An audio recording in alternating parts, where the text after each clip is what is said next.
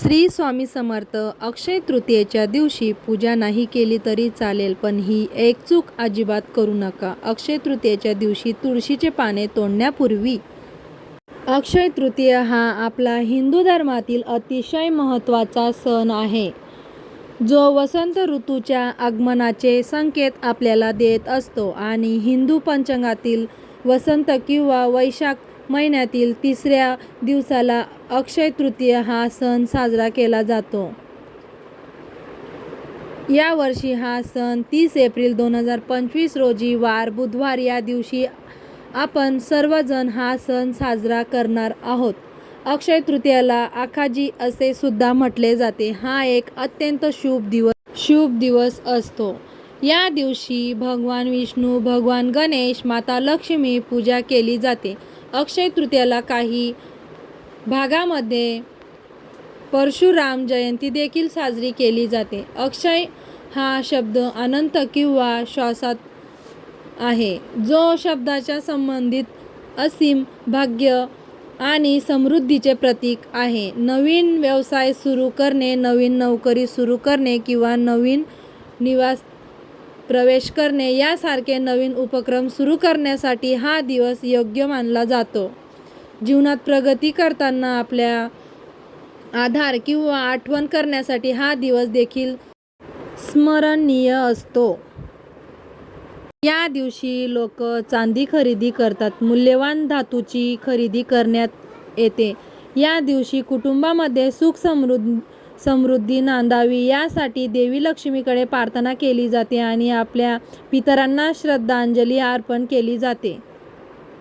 यंदा 30 एप्रिलला अक्षय तृतीय आहे. या दिवशी तुम्ही पूजा नाही केली तरी चालेल, पण एक जी चूक आहे ती अजिबात आपल्याला करायची नाही. 99 लोकांना माहिती नसेल की ही चूक कोणती आहे. आपण आपल्या घरामध्ये सण असला की पूजा वगैरे यासारख्या विधी पाळतो, परंतु सणा दिवशी कोणत्या महत्त्वाच्या चुका करू नयेत.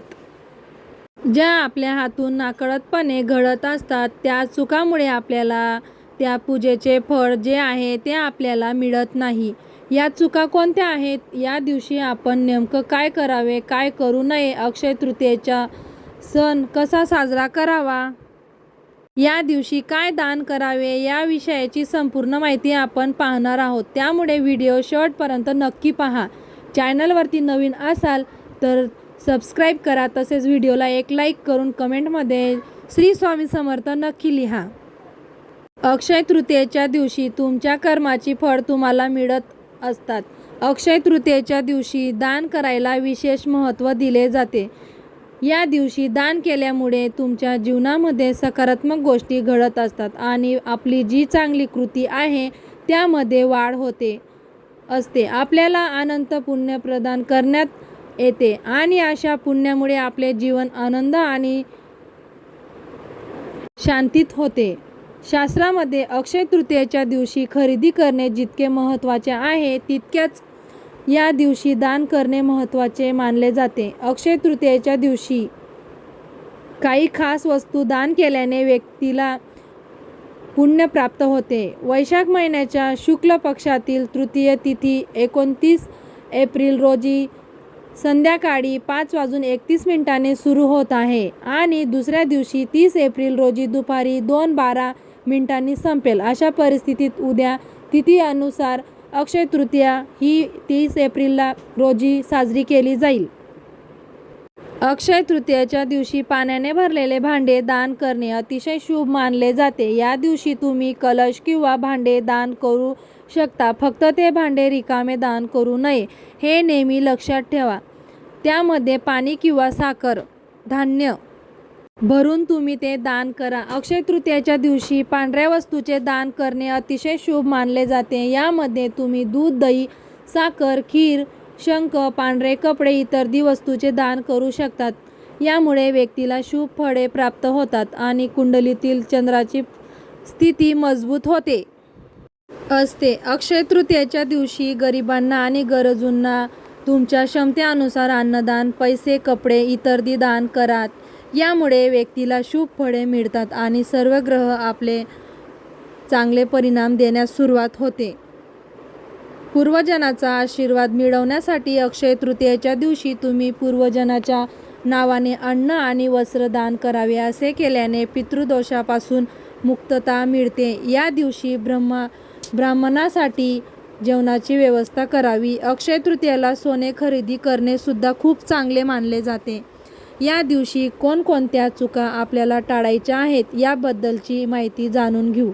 अक्षय तृतीयेच्या दिवशी आणि धर्मपान करणे टाळावे. हा जो दिवस आहे तो खूप शुभ आणि पवित्र मानला जातो. त्यामुळे धर्मपान या दिवशी चुकूनही करू नये. या दिवशी कोणालाही वाईट बोलणे किंवा अपमानित करणे टाळावे. या दिवशी शांतता आणि सकारात्मक